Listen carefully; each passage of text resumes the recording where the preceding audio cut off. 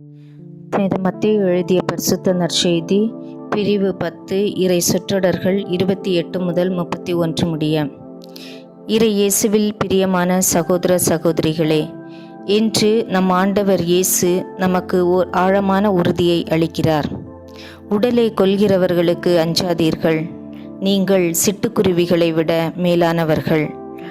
ஆம், இன்றைய நற்செய்தியில் இயேசு தம்முடைய சீடர்களுக்கு அச்சமின்றி வாழும் நம்பிக்கையை அளிக்கிறார். மனிதர்கள் உடலை மட்டும் காயப்படுத்த முடியும், ஆனால் நம் ஆன்மாவையும் வாழ்வையும் காத்துக்கொள்ளும் சக்தி இறைவனுக்கே உண்டு என்பதை நினைவூட்டுகிறார். சிட்டுக்குருவி போன்ற சிறிய பறவைகளை கூட இறைவன் கவனிக்கிறார் என்றால், அவருடைய பிள்ளைகளாகிய நம்மை எவ்வளவு அதிகமாக அன்புடன் பாதுகாப்பார்.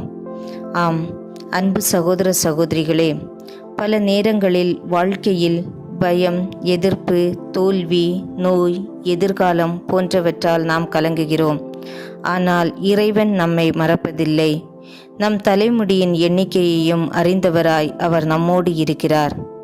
நாம் பயத்தை விட நம்பிக்கையை தேர்ந்தெடுக்க வேண்டும். மனிதர்களின் தீர்ப்பை விட இறைவனின் சித்தத்தையே முக்கியமாக எண்ண வேண்டும். எந்த சூழலிலும் இறைவன் என்னோடு இருக்கிறார் என்ற உறுதியோடு வாழ வேண்டும். சில நேரங்களில் நாம் வாழும் இடங்களில், நாம் பணி செய்யும் இடங்களில், நாம் செய்த சேவைகளுக்கு பாராட்டு கிடைக்காமல் போகலாம். நம்மை யாரும் புரிந்து கொள்ளாமல் இருக்கலாம். தனிமை உள்ளத்தை காயப்படுத்தலாம். ஜெபம் கூட வறண்டதாக தோன்றலாம். இறைவன் மௌனமாக இருப்பது போல் உணரப்படும். அந்த நேரத்தில் எல்லாம் நம் ஆண்டவராகிய இயேசு கிறிஸ்து சொல்வது, அஞ்சாதே, உன் வாழ்க்கை உன் கைகளில் இருக்கிறது.